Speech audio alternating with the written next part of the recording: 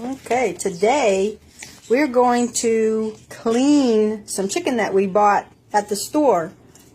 We've taken it out of the package and rinsed it in water and then stuck it in these large bowls. We have the thighs and legs.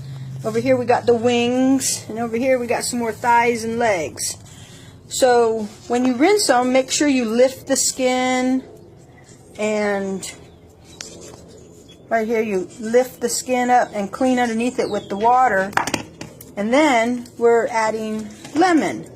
So with the lemon, you squeeze the juice out and then turn the lemon inside out, and then take the inside of the lemon and rub it over the chicken like so. Kind of acts as a scrubbing thing to help clean off any chicken stuff from the manufacturing plant and whatever else.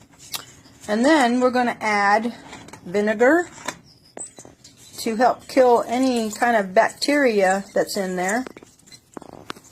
And we're going to add vinegar in this one, and so on. Okay.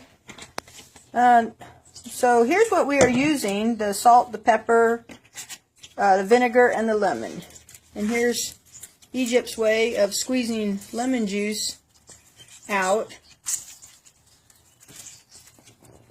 and then taking the pulp and scraping it along the inside.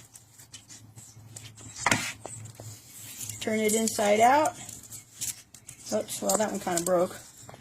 And then scrubbing it as well.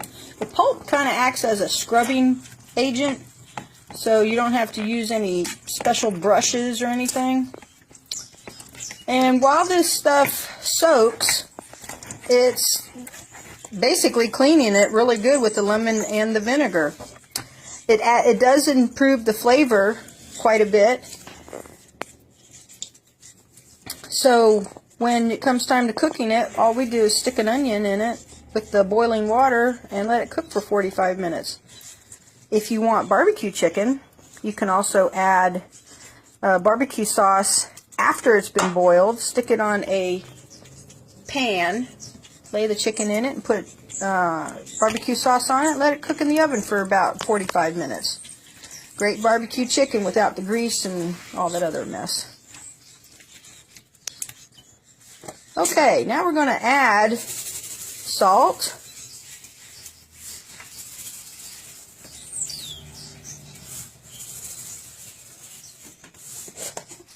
and the pepper.